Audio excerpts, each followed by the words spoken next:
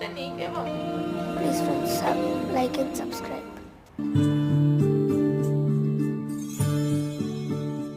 చాలా అలసిపోయాం రా. అవునరా.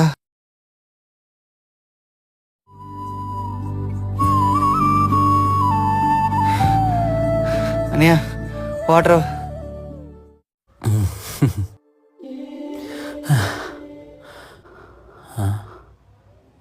ఏమైంది అనియా?